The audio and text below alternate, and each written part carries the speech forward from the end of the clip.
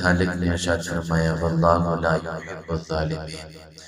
رب فرماتا ہے کہ بے شک اللہ ظالموں سے محبت نہیں کرتا، اللہ ظالموں کو محبوب نہیں رکھتا۔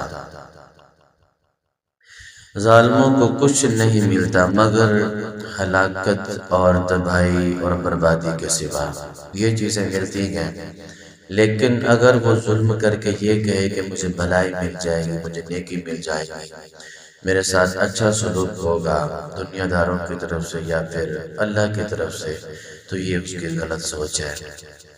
ایک اور مقام پر میرے مالک نے، میرے خالق نے ارشاد فرمایا ان بطش ربک لشدید، بے شک تیرے رب کی پکڑ بڑی سخت ہے۔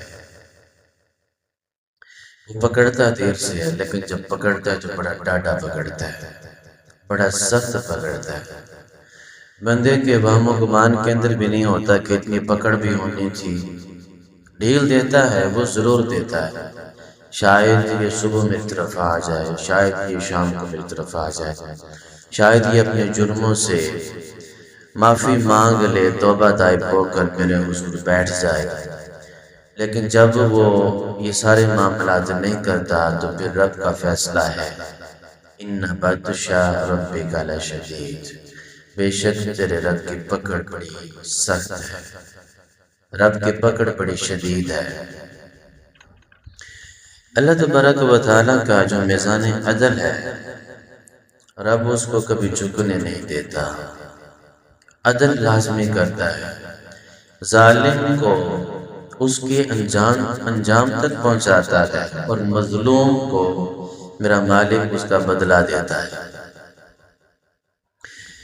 ظلم انسان پر تو درکنار، انسان پر تو ظلم کرنا قرآن و حدیث نے واضح کر دیا کہ انسانوں پر ظلم کرنا ہی نہیں ہے۔ لیکن قرآن و حدیث سے یہ بھی ثابت ہے کہ حیوانوں پر ظلم کرنا بھی منع ہے، حیوانوں پر، جانوروں پر بھی ظلم کرنا منع ہے۔ اگر میں بات کروں خلیفہ دوم سیدنا عمر بن خطاب رضی اللہ تعالیٰ عنہ، آپ کا بصیرت افروز خطبہ، آپ فرماتے ہیں میرے عہد حکومت میں، میرے عہد خلافت کے اندر مدینہ سے دور بغداد کے دریائے دجلہ کے کنارے اگر کوئی بکری کا بچہ بھوکا پیاسا سو گیا یا پھر مر گیا تو اس کا حساب عمر کو دینا پڑے گا، عمر کو اس کا حساب دینا پڑے گا۔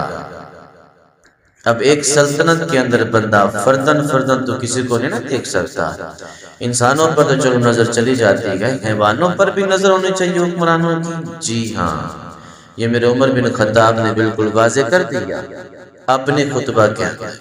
مدینہ سے دور بغداد کے دریائے دجلہ کے کنارے بکری کا بچہ بھوکا پیاسا سو گیا یا پھر بھوک پیاس کی وجہ سے مر گیا تو عمر کو اس کا حساب دینا پڑے گا۔